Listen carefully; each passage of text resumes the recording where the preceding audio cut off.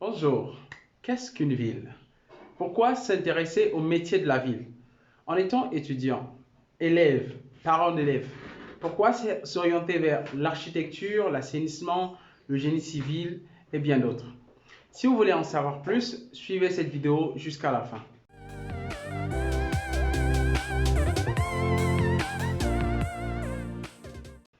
Bonjour et bienvenue sur ma chaîne YouTube. Pour les nouveaux, je suis Comfort Bingi, technicien supérieur en gestion des villes, gestion urbaine. Sur cette chaîne, je te parle de la ville. Je te parle de comment fonctionne une ville. Cette zone urbanisée dans un pays où on retrouve les équipements, les infrastructures, les marchés, les hôpitaux. Tout cela dans l'optique de t'aider à comprendre comment cela fonctionne, ce système, ce maillage, comment fonctionne ce milieu de vie, afin que tu sois en mesure d'argumenter sur certains faits urbains et que votre réaction soit de manière responsable et avisée. Ainsi donc, si vous êtes nouveau, abonnez-vous et activez la cloche de notification pour ne rater aucune de nos vidéos chaque semaine. Alors, aujourd'hui, je vais te parler des métiers de la ville. Quel est leur impact dans notre société? Comment influence-t-il le développement de nos villes? Je vais te parler de cela en 3 phases sur une série de vidéos à partir de celle-ci. Mais premièrement, il faut savoir que quand on parle des métiers de la ville, il y en a plusieurs. Il y en a toute une panoplie. Il y a les architectes, les urbanistes, les géomètres, les géographes urbains, en passant par les économistes et les juristes. Et chacun d'eux, chaque métier est spécifique et à sa manière d'appréhender les problématiques urbaines. C'est pourquoi lorsqu'il s'agit de penser la ville, de faire une planification ou un document de planification, on doit impérativement faire appel à tous ces corps de métier, on doit les réunir tous ces acteurs autour d'une même table pour prendre la meilleure décision possible. Heureusement pour moi, je suis dans une institution EAMO qui forme dans 3 filières que sont l'architecture, l'urbanisme et la gestion urbaine. Ce sont donc là les trois métiers de la ville que je vais te parler, je vais te présenter au cours de ces vidéos.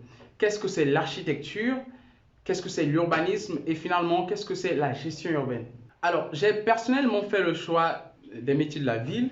C'est vrai qu'au départ, c'était pas, je ne vais pas dire aléatoire, mais c'était pas préconçu. On était devant une prise de décision, on l'a fait et aujourd'hui, on s'aperçoit que c'était pas si mal que ça.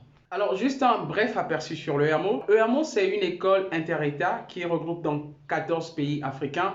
Nous avons 8 pays de la zone CEDEAO et 6 pays de la zone CEMAC.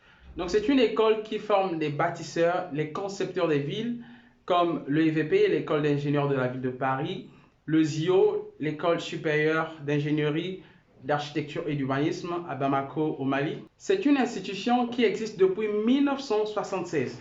On se rend donc à l'évidence qu'il a produit beaucoup de professionnels aujourd'hui qui œuvrent dans le domaine des villes en Afrique en particulier, mais dans le monde de manière générale. Tous ces acteurs sont des produits donc de cette école EAMO. Certains sont aujourd'hui des enseignants dans cette même école, dans cette institution.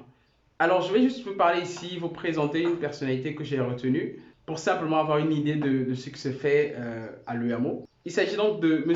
Ouedraogo Daouda, un ressortissant de l'EAMO en filière urbanisme. Aujourd'hui, il est vice-président de l'Ordre des urbanistes au Burkina Faso. Il est directeur d'un cabinet d'urbanisme qui a fait beaucoup de projets ici en Afrique en particulier. Et par-dessus tout, il a été nommé meilleur urbaniste africain au PADEV Kigali 2021, prix africain de développement. Et pour moi, c'est quelque chose. Ce sont des personnalités, bien sûr, il y en a d'autres. Ce sont des personnalités qui représentent cette institution qu'est l'EAMO et qui nous servent d'exemple aujourd'hui dans ces métiers. Aujourd'hui, je suis fier d'en parler. Je suis fier de parler de cette institution. Je suis fier d'être formé dans cette école. Donc pour nous, ça représente une fierté. Alors pour entrer dans le vif du sujet, c'est quoi concrètement l'architecture? Qu'est-ce qu'un architecte? C'est quoi un architecte?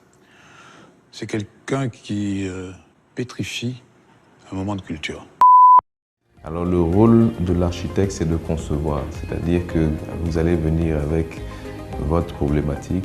Par exemple, tu dis j'ai envie d'une maison, je veux ma maison, mais je ne sais pas comment faire pour avoir une maison. Donc quand tu vas venir me voir pour me dire que tu as envie d'une maison, je vais te poser à mon tour un certain nombre de questions.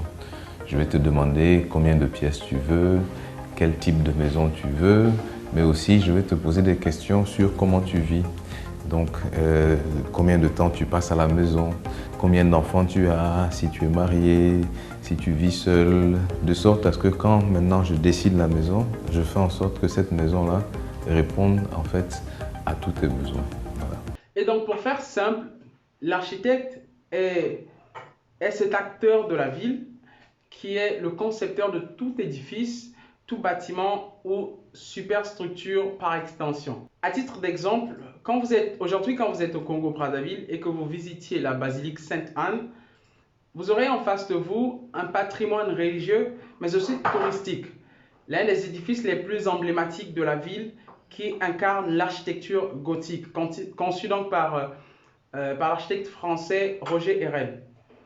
Et bien, c'est de ça il s'agit, l'architecture. Ce sont là l'expression des compétences de l'architecte. Il permet de réaliser le rêve ou la vision d'un client ou d'un maître d'ouvrage. Alors, juste un point à souligner, l'architecte n'est pas qu'un dessinateur, comme on l'entend souvent en ville. Parce qu'un dessinateur ou dessiner, c'est cette faculté, cette compétence à représenter un plan par exemple. Mais au-delà de représenter un plan, il y a la fonctionnalité. Il y a la vision du projet, le contexte ou même la projection du projet. Et ce sont là les valeurs que doivent incarner un architecte. Et c'est effectivement les valeurs qu'incarne notre icône africain, l'architecte Diébedo Francis Kéré, le premier Africain à recevoir le prix Pritzker d'architecture, la plus haute distinction en architecture. Et donc, ces valeurs s'illustrent dans ses pratiques. Les pratiques de Francis Kéré, sa manière de faire avec sa première réalisation qui est l'école primaire de Gando, sa ville natale. Et cette réalisation d'ailleurs a été récompensée par le prix d'Aga Khan en 2004.